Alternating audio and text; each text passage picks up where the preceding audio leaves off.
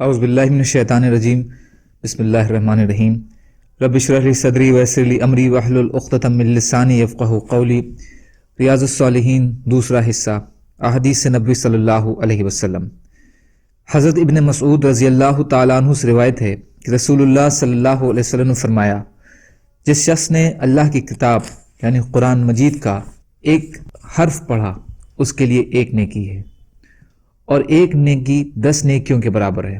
میں نہیں کہتا کہ الف ایک حرف ہے، بلکہ الف ایک حرف ہے، لام ایک حرف ہے اور میم ایک حرف ہے، یعنی یہ 3 حرفوں سے مل کر بنا ہے اور 30 نیکیاں پڑھنے والے کو ملیں گی۔ ترمذی حسن صحیح۔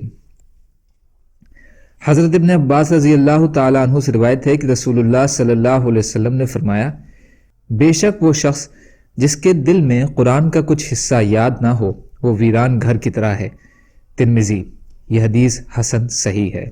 فائدہ، یعنی جیسے ویران گھر خیر و برکت اور رہنے والوں سے خالی ہوتا ہے، ایسے ہی اس شخص کا دل خیر و برکت اور روحانیات سے خالی ہے جسے قرآن مجید کا کوئی بھی حصہ یاد نہیں۔ اس سے معلوم ہوا کہ ہر مسلمان کو قرآن مجید کا کچھ نہ کچھ حصہ ضرور زبانی یاد کرنا اور رکھنا چاہیے تاکہ وہ اس وعید سے بچا رہے۔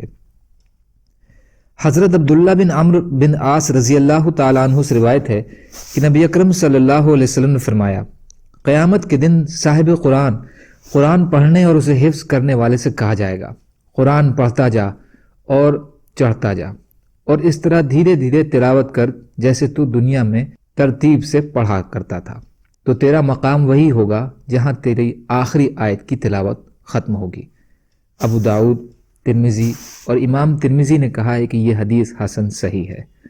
فائدہ، اس میں قرآن کریم کے حافظ اور کثرت سے تلاوت اور اس کے احکام پر عمل کرنے والوں کی فضیلت کا ذکر ہے۔ چڑھنے سے مراد جنت کے درجوں پر چڑھنا ہے، یعنی جتنا قرآن یاد ہوگا اسی حساب سے وہ ترتیل سے پڑھتا جائے گا اور جنت کے درجات پر بڑھتا چلا جائے گا۔ اس میں قرآن کی تلاوت اور اس کے حفظ کرنے کی ترغیب ہے تاکہ وہ جنت میں حفظ قرآن کی وجہ سے زیادہ بلند درجات حاصل کر سکے۔ اللہ تعالیٰ کہنے سننے سے زیادہ عمل کی توفیق عطا فرمائے، اور مظلوم کشمیریوں، فلسطینیوں اور دیگر ممالک میں جہاں بھی مسلمان بھائی بہن پریشان حال ہیں، یا اللہ آپ ان کی مدد فرمائیے اور ہم کو بھی اپنی استعداد کے بقدر اپنا حق ادا کرنے والا بنائیے، آمین۔ سبحان اللہ و بحمدہ، سبحانک اللہم و بحمدک، اشہد ان لا الہ الا انت، استغفرک و اتوب الیک۔ سبحان ربک رب العزۃ عما یصفون وسلام علی المرسلین والحمد للہ رب العالمین برحمتک یا ارحم الراحمین۔ لا الہ الا اللہ محمد رسول اللہ۔